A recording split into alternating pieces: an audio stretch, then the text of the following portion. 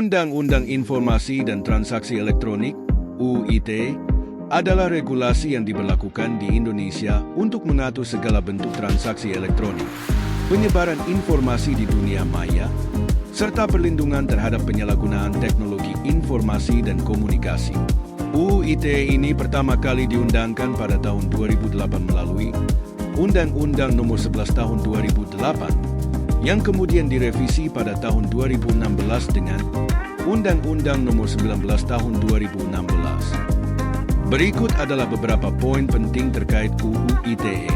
1. Ruang lingkup UU ITE. UU ITE mengatur segala bentuk informasi elektronik yang diterima, diproses, disimpan, disebarkan, atau ditransmisikan melalui sistem elektronik, yang meliputi berbagai hal seperti transaksi e-commerce, komunikasi digital, penyebaran konten di media sosial, hingga perlindungan data pribadi. 2. Jenis pelanggaran dalam UU ITE. UU ITE mencakup beberapa jenis pelanggaran, antara lain penyebaran informasi palsu, hoax, menyebarkan berita bohong yang merugikan pihak lain dapat dikenakan hukuman pidana. Pencemaran nama baik.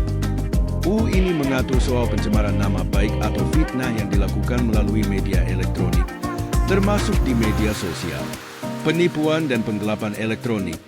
Tindak pidana penipuan dan penggelapan yang dilakukan secara elektronik juga diatur di dalam UU ITE. Perbuatan cyberbullying.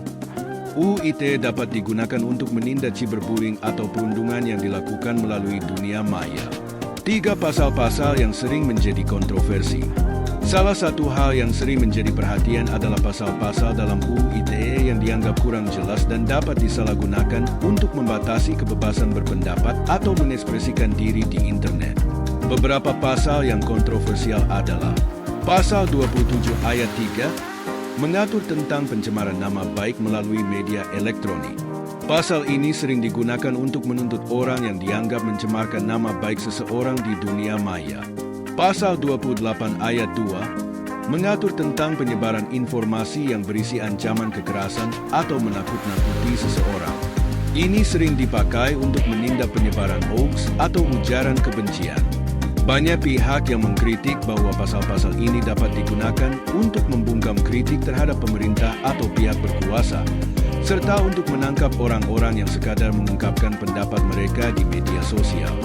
4. Penyalahgunaan UU ITE. Keterbatasan ruang untuk kebebasan berpendapat. Banyak kritik menyebutkan bahwa UU ITE dapat digunakan untuk menindak tegas pihak yang berseberangan dengan kekuasaan, bahkan ketika mereka hanya mengungkapkan kritik atau opini secara online. Penyalahgunaan oleh penguasa. UU ITE juga sering dianggap sebagai alat untuk menekan kebebasan berekspresi di Indonesia, terutama ketika ada perbedaan pandangan politik. 5. Revisi UU ITE. Revisi UU ITE pada tahun 2016 memberikan beberapa perubahan, antara lain penambahan aturan perlindungan data pribadi, perubahan sanksi pidana untuk beberapa pelanggaran yang berkaitan dengan transaksi elektronik, penyempurnaan pasal terkait pencemaran nama baik agar tidak disalahgunakan secara berlebihan. 6. Dampak dan tantangan UU ITE. Dampak positif. UU ITE memberi kepastian hukum bagi transaksi elektronik, mencegah penyalahgunaan teknologi, dan melindungi individu dari tindak pidana dunia maya.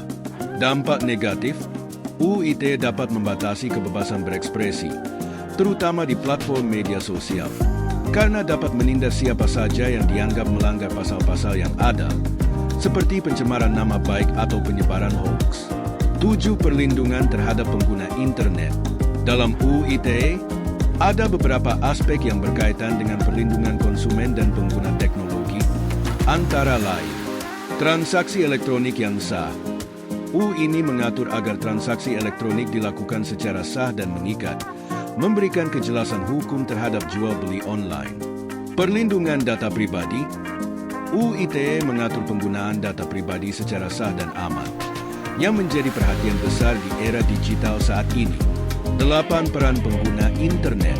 Setiap individu yang menggunakan internet perlu memahami dengan baik aturan yang ada dalam UU ITE agar tidak terjerat dalam masalah hukum terkait penyebaran informasi atau transaksi yang melanggar hukum.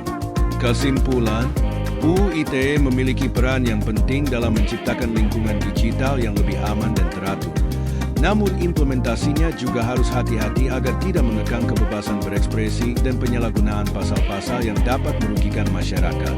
Sebagai negara yang semakin digital, Indonesia perlu terus menyempurnakan regulasi ini agar dapat menyeimbangkan antara perlindungan hukum dan kebebasan berekspresi.